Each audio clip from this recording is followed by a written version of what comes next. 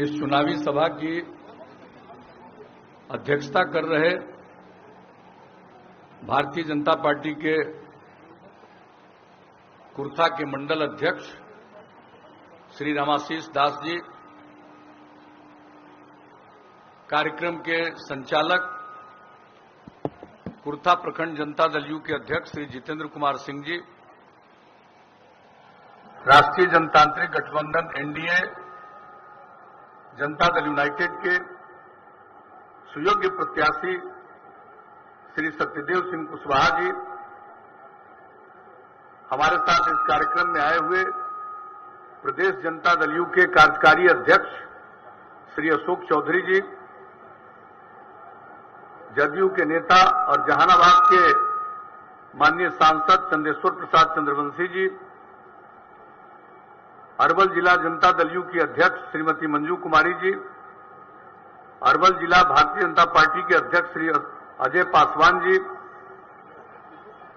विकासशील इंसान party VIP के जिला अध्यक्ष श्री संजय पासवान जी, जदयू नेता सत्येंद्र कुशवाहा जी, हुलेस मांझी जी, अरवल जिला के संगठन प्रभारी जयप्रकाश चंद्रवंशी जी, जनता दल यू के व्यावसायिक प्रकोष्ठ के प्रदेश महासचिव मिथिलेश यादव जी, कुर्पी प्रखंड अध्यक्ष रामरतन कुशवाहा जी, प्रखंड अध्यक्ष बंसी सोनभद्र श्री श्याम श्री राम सुंदर सिंह जी, श्री सरदार रणविजय सिंह शर्मा जी, भारतीय जनता पार्टी के नेता श्री लाला साहब जी, श्री जितेंद्र पटेल जी, श्रीमती राजमणि देवी जी, श्री संजीत सिंह जी, अमोद तिवारी जी, जनता दल यू के नेतागण श्री रवि प्रकाश जी, जनाब चांद मल्लिक साहब, नीरज कुमार जी, जनाब समर मल्लिक साहब, ओम प्रकाश वर्मा जी, डॉक्टर मोहन सिंह जी, सुनील सिंह जी, जनाब अंसारुल हक साहब, यहां उपस्थित एनडीए के सभी घटक दलों के सम्मानित नेतागण, मेरे प्रिय साथियों, प्रिंट और इलेक्ट्रॉनिक मीडिया के यहां उपस्थित सभी पत्रकार मित्रों, छायाकार बंधुओं और इस चुनावी सभा में उपस्थित बहनों एवं भाइयों, मैं सबसे पहले इस सभा में उपस्थिति के लिए आप सबका हार्दिक अभिनंदन करता हूं। कोरोना के दौर के कारण जो पूरे दुनिया में फैला हुआ है, जहां कम हुआ है वहां भी ज्यादा हो जा रहा है, और यहां मार्च महीने से आया है। अब उसके बाद इसके लिए जो करना है वो तो सरकार कर ही रही है, लेकिन इसी दौरान जो विधानसभा का चुनाव हो रहा है तो इसमें समय की बहुत कमी है चुनाव के लिए। और बार जब चुनाव होता था तो काफी समय रहता था चुनाव प्रचार के लिए, और लगभग सभी क्षेत्र में जाने की स्थिति रहती थी। इस बार बहुत कम समय, चाह करके भी सभी क्षेत्र में जा नहीं सकते, लेकिन इसके बावजूद आपके बीच उपस्थित होने का अवसर मिला है, इसके लिए मुझे खुशी है। मैं पहले भी यहां आता रहा हूं, आज भी यहां आने का मौका मिला है। आप सबसे यही निवेदन करने आए हैं कि भाई हम लोगों के उम्मीदवार, जो आपके उम्मीदवार हैं, आपके लोकप्रिय साथी हैं, इनको तीर छाप के बगल का बटन दबाकर भारी मतों से विजयी बनाइएगा। यही हम आग्रह करने आए, यही अपील करने आए। और अभी एक कुछ चीज की चर्चा कर रहे थे, समय की कमी के कारण ये सारी बातों की चर्चा नहीं कर सके, लेकिन एक बात तो हम कभी नहीं भूलेंगे। भाई ये जो सत्यदेव जी हैं, जब हमको सरकार बनाने का मौका मिला, काम करने का मौका मिला, तो ये आदमी हमसे मिले और इन्होंने सोन नदी पर अरवल में पुल बनाने के लिए हमको कहा। हमने कहा कि बात ठीक कह रहे हैं आप। आ करके हमने देखा, एक एक आकलन किया, उसके बाद उस योजना को मंजूरी दी और सोन नदी पर पुल बन गया। तो हम तो सबको कहते रहते हैं भाई सत्यदेव जी का कि भाई इसी आदमी ने सुझाव दिया था और उसके बाद ये पुल बना, और उसके बाद इनकी दिलचस्पी राजनीति में हुई तो आपके बीच में ये चुनाव लड़ते रहे, विजयी होते रहे, और उसके बाद इन्होंने बताया अपने क्षेत्र में और सारा काम किया। हम देखते हैं ये कभी भी मिलते हैं तो कोई दूसरे काम के लिए नहीं मिलते, किसी की पैरवी के लिए नहीं मिलते। जब मेरे पास आए हैं कोई न कोई इस क्षेत्र का सड़क हो, पुल हो या विकास से संबंधित कोई काम हो, उसी को लेकर के मेरे पास आते रहे, तो मुझे तो बड़ी खुशी है भाई। आप फिर हम लोगों के उम्मीदवार हैं, जनता दल यू और एनडीए के प्रत्याशी हैं, इसलिए आप सब लोगों के बीच में हम आए हैं यही कहने के लिए कि दीजिए। और हम लोगों को तो जो काम करने का मौका मिला तो हम लोगों ने तो शुरू से काम किया। पहले बिहार में कहां काम होता था, शाम के बाद कोई घर से निकलता था, ये पूरा का पूरा इलाका का क्या बुरा हाल था। हम तो जब भी आते थे और जब हम न्याय यात्रा पर निकले हुए थे तो मुझको मौका मिला जो इस सब इलाके में घूमने का, तो इस शाम होने के बाद, यानी अभी शाम होने जा रहा, इसके बाद एक आदमी हम एक जगह से मीटिंग करके लौट रहे थे पटना, रास्ते भर एक आदमी कहीं नहीं मिला। यह हालत था पहले, और आज क्या स्थिति है, किस तरह से अपराध पर नियंत्रण किया गया। हमने क्या कहा था न्याय यात्रा में, न्याय के साथ विकास का काम करेंगे, हर इलाके का विकास, समाज के हर तबके का उत्थान, और ये काम हमने किया।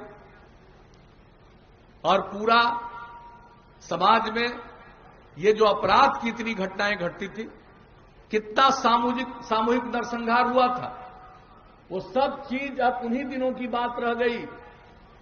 तो जब आप लोगों ने काम करने का मौका दिया तो समाज में हम लोगों ने प्रेम का, भाईचारे का और सद्भावना का माहौल बनाने की कोशिश की, और अपराध पर भी नियंत्रण हुआ। आप जान लीजिए, कुछ लोग तो बयानबाजी करते रहते हैं, लेकिन आप अच्छी तरह जान लीजिए, हर वर्ष केंद्र सरकार के द्वारा जहां भी जो अपराध की घटना होती है, जो अपराध के आंकड़े होते हैं, उसका दस्तावेज प्रकाशित होता है। अभी 2018 तक का प्रकाशित हुआ, और 2018 में जो प्रकाशित हुआ है, आप जान लीजिए, ये राष्ट्रीय अपराध अभिलेख ब्यूरो के द्वारा प्रकाशित होता है। 2018 में बिहार में अपराध की इतनी कमी आई है, इतनी बड़ी आबादी, इतना बड़ा राज्य, और अपराध के मामलों में बिहार का स्थान देश में 23वां स्थान पर चला गया। इतना बड़ा राज्य, इतनी बड़ी आबादी, जरा जान लीजिए आप, हर चीज के लिए किया। उसी तरह से विकास के मामले में विकास का दर कितना बढ़ गया, आप जान लीजिए। राज्य सकल घरेलू उत्पाद के हिसाब से यहां का क्या था एसेट, क्या थी संपत्ति, क्या था धन की मान्यता, जो प्रकाशित होता है उसके हिसाब से 2005-06 में बिहार का था सकल घरेलू उत्पाद पूरे राज्य का 76,466 करोड़, और आप लोगों ने मौका दिया काम करने का, तो 19-20 तक आकर के अब हो गया 4,14,977 करोड़। इतना विकास, प्रति वर्ष 12.5% का विकास दर बढ़ रहा है, 12.5%, आप समझ लीजिए। और व्यक्तिगत भी जो आमदनी की वृद्धि होती है, जो पहले था उसकी तुलना में अब जाकर के 10.5%, चूंकि आबादी हमारी बढ़ रही है, प्रजनन दर ज्यादा है, लेकिन इस सब के बावजूद आप औसतन प्रति व्यक्ति वृद्धि जो होती है 10.5% की प्रति वर्ष होती है। तो एक एक तरह का काम किया शुरू में, सड़क का, स्कूल का, अस्पताल का, न्याय के साथ विकास, हर इलाके का विकास, और जो हाशिए पर थे उनको मुख्य धारा से जोड़ने का प्रयास, सबका विकास। क्या था महिलाओं का हाल, क्या महिलाओं की कोई इज्जत थी, उनका कोई सम्मान था? जनप्रतिनिधि के रूप में नाम मात्र की महिलाएं होती थी। जब हमको काम करने का मौका मिला, सबसे पहला कानून हमने बनाया महिलाओं को पंचायती राज संस्थाओं में और नगर निकायों में 50% का आरक्षण दिया। आज कितनी बड़ी संख्या में महिलाएं अब जनप्रतिनिधि के रूप में काम कर रही हैं। जब 2020 में जिनको राज करने का मौका 15 साल मिला पति पत्नी, और 2000 में चुनाव हुआ, किसी को आरक्षण नहीं था, अनुसूचित जाति जनजाति को भी नहीं, और हम लोगों ने सबको आरक्षण दिया, आबादी के अनुरूप अनुसूचित जनजाति और अनुसूचित जाति को, और उसके अलावे अति पिछड़े वर्ग को 20% का आरक्षण दिया। कौन पूछता था पिछड़े वर्ग को भाई? सबके दरवाजे पर जाना पड़ता था। अब वो भी अब होने लगे जनप्रतिनिधि, अब उनके दरवाजे पर भी लोग अपने काम से जाने लगे। ये हैसियत बढ़ी अति पिछड़े वर्ग की भी। तो समाज में जो किनारे पर थे, वही अल्पसंख्यक समुदाय का, सबको बढ़ाने की हम लोगों ने कोशिश की है। और महिलाओं का तो आप जान लीजिए, आधी आबादी, जब तक पुरुष और स्त्री मिलकर काम नहीं करेंगे, समाज आगे नहीं बढ़ेगा, राज्य आगे नहीं बढ़ेगा। इसलिए सिर्फ जनप्रतिनिधि का नहीं, पढ़ाई के लिए ध्यान दिया। लड़की बहुत कम पढ़ती थी, पोशाक योजना, साइकिल योजना, सब तरह से करके पहले 9वीं क्लास में पूरे बिहार में, इतना बड़ा राज्य, इतनी बड़ी आबादी, मात्र 1,70,000 से भी कम लड़कियां पढ़ती थी 9वीं में। और जो हम लोगों ने काम शुरू किया, अब जान लीजिए, लड़की शहर में भी साइकिल नहीं चलाती थी। जब गांव-गांव से साइकिल चला करके स्कूल जाने लगी, सरकार ने प्रबंध किया, क्या वातावरण बना, कितना मनोबल ऊंचा हुआ, कितना आत्मविश्वास बढ़ा लड़कियों में। और उसके बाद अब लड़कियों की संख्या स्कूलों में कितना बढ़ गया। अब मैट्रिक में दोनों की संख्या, लड़के और लड़की की संख्या लगभग बराबर। और इस साल जब मैट्रिक का परीक्षा हुआ तो लड़की की संख्या परीक्षा में लड़कों से थोड़ा ज्यादा ही हो गया। अब आप सोच लीजिए कितना बड़ा विकास किसी को दिखाई नहीं पड़ता है। कुछ लोग होते हैं जिनको समझ में नहीं आता, हर काम किया। महिलाओं को और ज्यादा जागरूक करने के लिए हमने जीविका समूह बनाया, स्वयं सहायता समूह, 10 लाख जीविका समूह बन गया। 1,20,00,000 से ज्यादा महिलाएं जीविका समूह से जुड़ गई। अब कितनी जागृति आई है और कितना विकास का काम कर रही हैं। परिवार की आमदनी बढ़ा रही है, राज्य की आमदनी बढ़ा रही है, कितनी जागृति आई है। और जब ये जागृति आएगी तो पुरुष और स्त्री सब मिलकर जो काम करेंगे, तभी बिहार आगे बढ़ेगा। और उसी रफ्तार से बढ़ना शुरू हो गया। इसलिए हम तो आपको आए हैं कहने के लिए, कोई काम नहीं, पहला 5 साल में जितना काम किया, सड़क, पुल, पुलिया, स्कूल, अस्पताल, कानून का राज, सब कायम किया।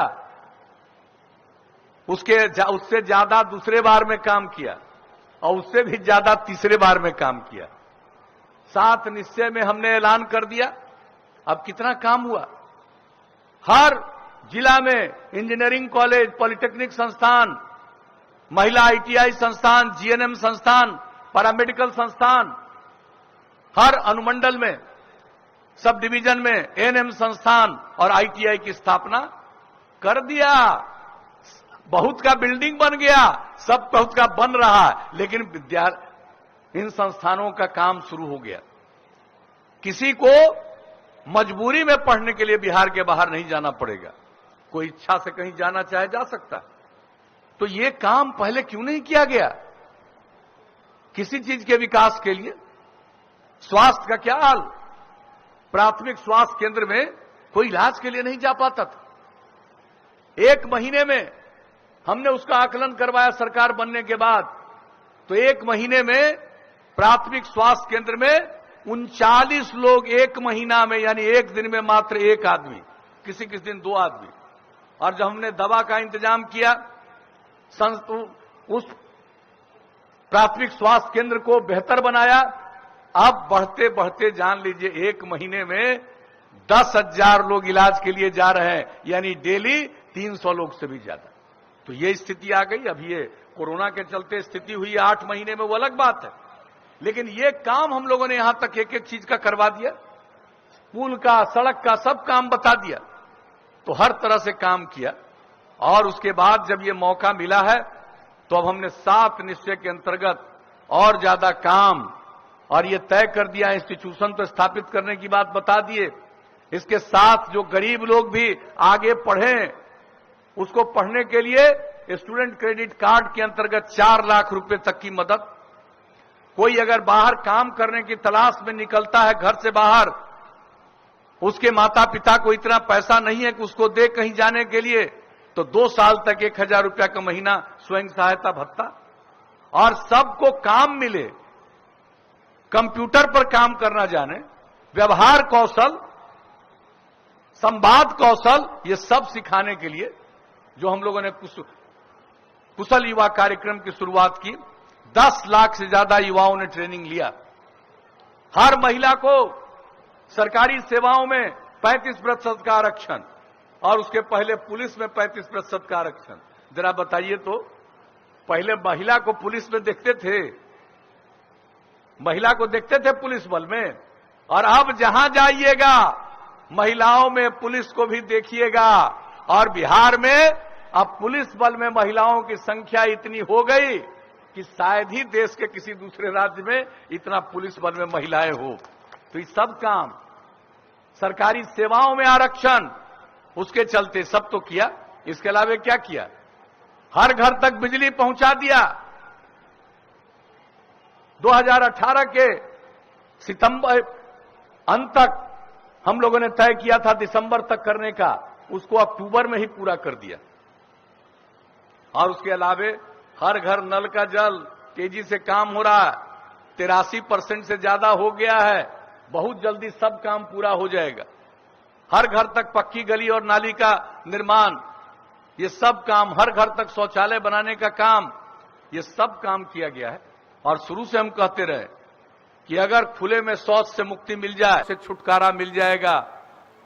इसलिए हर घर शौचालय, हर घर नल का जल, इसको पहुंचाने के लिए हम लोगों ने काम किया। ये सब काम कर रहे हैं। अब इतना काम कर दिया, अब आगे मौका दीजिएगा तो और काम हम करेंगे। हर युवाओं को जो आज शिक्षा दे रहे हैं, जो नई टेक्नोलॉजी आ गई है, नई टेक्नोलॉजी से प्रशिक्षित करेंगे। सिर्फ कंप्यूटर पर काम करना नहीं, बल्कि नई टेक्नोलॉजी का ज्ञान उसको हो जाए ताकि बेहतर काम कर सके, उसकी आमदनी हो सके, दूसरे को भी काम में लगा सके। ये काम करेंगे। जिला स्तर पर सब जगह काम होगा। जो और भी सरकारी संस्थान हैं, जितने भी हैं हमारे, पॉलिटेक्निक के ITI, इन सब में तो होगा ही। इसके बाहर जिला स्तर पर काम करेंगे। एक एक काम इस तरह से और बढ़ाएंगे नई टेक्नोलॉजी का। और उसके अलावे महिलाओं का और काम करेंगे।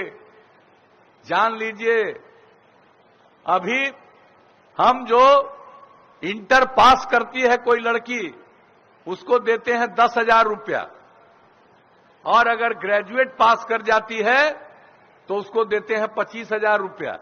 अब आगे मौका मिलेगा तो 12वां क्लास पास करने के बाद लड़की को देंगे 25,000 रुपया, और ग्रेजुएट हो जाएगी तो उसको देंगे 50,000 रुपया। ये भी तय कर दिया। और आप जान लीजिए, जितना भी सरकारी दफ्तर है, सब में महिलाओं की पोस्टिंग होगी, ताकि कोई आदमी सरकारी दफ्तर में जाएगा तो देखेगा कि खाली पुरुष काम नहीं कर रहा है, महिलाएं भी काम कर रही हैं। तो मन में जोश आएगा कि पुरुष और स्त्री मिलकर काम करेंगे, तब हम समाज को आगे बढ़ाएंगे और बिहार को आगे बढ़ाएंगे, देश की प्रगति में सहयोग देंगे। तो ये सब काम करवाएंगे। और जान लीजिए, अगली बार मौका दीजिएगा तो हर खेत तक सिंचाई का पानी पहुंचा देंगे। एक जगह भी, कहीं भी ड्राउट नहीं होगा। हर जगह सिंचाई का पानी हम लोग पहुंचा देंगे, कहीं सूखा नहीं पड़ेगा। ये काम हम लोग कर देंगे। ये सब मेरा निश्चय है। ये तय कर दिया, अगला मौका देंगे। जहां तक गांव का सवाल है, उसका और उत्थान कराएंगे। साफ सफाई का भी प्रबंध कराएंगे। नई टेक्नोलॉजी को वहां तक भी पहुंचाएंगे ताकि सब चीज का लाभ लोगों को मिल सके। और उसके अलावे शहरों में भी हम जो काम करेंगे, साफ सफाई का एक एक चीज का काम। उसके अलावे जान लीजिए, जो बूढ़े बूढ़ी हैं, उनको देखने वाला कोई नहीं कभी कभी रहता अनेक जगहों पर, उनको बहुत कष्ट होता है। तो उनको कष्ट न हो, हर शहर में हम वृद्ध जन का आवास बनने की व्यवस्था करेंगे, ताकि अगर कोई परिवार नहीं देख पाता है सरकार देख लेगी और उनको वहां पर सुरक्षित रखेंगे। ये काम कर देंगे, यह भी कर देंगे। और दूसरा, कोई भी शहर में गरीब गुरबा को रहने की जगह नहीं है, सड़क के किनारे, रास्ता के किनारे रात भर लेटा रहता है, ऐसी स्थिति नहीं रहने देंगे। हर शहर में हम मकान बनवाएंगे, मल्टी स्टोरीड बिल्डिंग, उच्च स्तरीय भवन का निर्माण कराएंगे और ऐसे हर गरीब को रहने का उसमें जगह उपलब्ध करा देंगे। ये काम आगे दीजिएगा तो ये सब मौका होगा। और जितना सड़क अब हर गांव को जोड़ने का बना दिए, अब इसके अलावे कई गांवों को जोड़ते हुए और कोई जरूरी जगह जाने के लिए उसका भी सड़क बनाएंगे। आज जितना शहर और बाजार है उसका बाईपास बनाएंगे, जहां बाईपास का जमीन नहीं है ऊपर से जाने के लिए फ्लाईओवर बनाएंगे। और इसके अलावे और भी जान लीजिए, अब लोगों के स्वास्थ्य का और बेहतर इंतजाम करेंगे। और सिर्फ मनुष्य का नहीं, जो पशुपालन करते हैं उनके जानवरों के स्वास्थ्य का भी इंतजाम किया जाएगा। 8 से 10 पंचायत में जो पशु चिकित्सालय बना देंगे और नई टेक्नोलॉजी से हर गांव को जोड़ेंगे। अगर किसी का जानवर बीमार है तो उसी टेक्नोलॉजी से वहां से लोग देख लेंगे और वहां पर आकर के उसका इलाज करेंगे। और इलाज के लिए जितने दवा की जरूरत है सरकार उसका प्रबंध कर देगी। तो ये काम करेंगे। और व्यक्तियों के लिए भी गांव-गांव में जो स्वास्थ्य उपकेंद्र है उसको भी नई तकनीक से जोड़ देंगे सभी अस्पतालों के साथ, ताकि किसी को भी थोड़ा सा तबीयत खराब लगे वो वहां पर जाएगा, तुरंत उसको नई टेक्नोलॉजी के सहारे और अस्पताल के डॉक्टर देख लेंगे। जो भी उसके लिए जरूरी काम करना है, जांच करना है, इलाज करना है, सब किया जाएगा।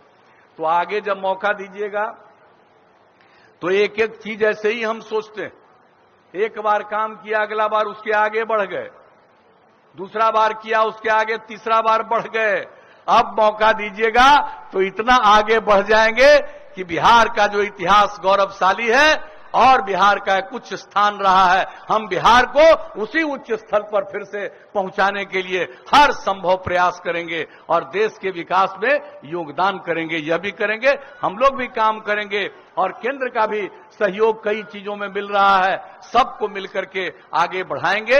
यही हम लोगों का है। इसलिए फिर से, और कुछ लोग हैं जिसको काम का कोई अनुभव नहीं है, न कोई जानकारी है क्या होना चाहिए क्या नहीं होना चाहिए, लेकिन हमारे ऊपर खूब बयान देता है। हमको कोई एतराज नहीं है भाई, मेरे ऊपर बयान देने से तुम्हारा प्रचार होता है, पब्लिसिटी होती है, खूब करो, मुझको कोई एतराज नहीं है। हम तो काम करने में यकीन करते हैं। कुछ लोगों को तो अपनी चिंता है और अपने परिवार की, पति पत्नी माता पिता यहीं तक चिंता है। और हम लोगों को, हम पूरे बिहार को एक परिवार मानते हैं। हमारी चिंता सबके लिए है और सबके लिए सोचते हैं। तो ये मिलकर के हम लोग चल रहे हैं। तो यही आपसे निवेदन करने आए हैं। अब हम लोगों के उम्मीदवार हैं भाई सतदेव जी, इनको फिर से विजयी बनाइएगा, यही अपील करने आए हैं। तो जिताइएगा कि नहीं जिताइएगा, तो बताइए मंदन, जिताइएगा ना? हाथ उठा के बताइए। क्या माला पहना दे इनको? अरे जीत का माला पहना दे।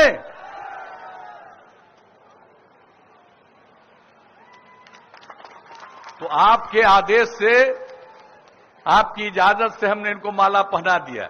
अब आप सब से यही आग्रह है, अनुरोध है, विनती है, प्रार्थना है कि एक एक वोट जो तीर छाप है उसके बगल का बटन दबा करके इनको भारी मतों से विजयी बनाइए। जितना वोट से अब तक जिताए हैं उससे भी ज्यादा वोट से जिताइए। यही आप सबसे आग्रह करते हुए और आपने जो आश्वस्त किया है इसके लिए धन्यवाद देते हुए मैं आप सबका अभिनंदन करता हूं और अपनी वाणी को विराम देता हूं।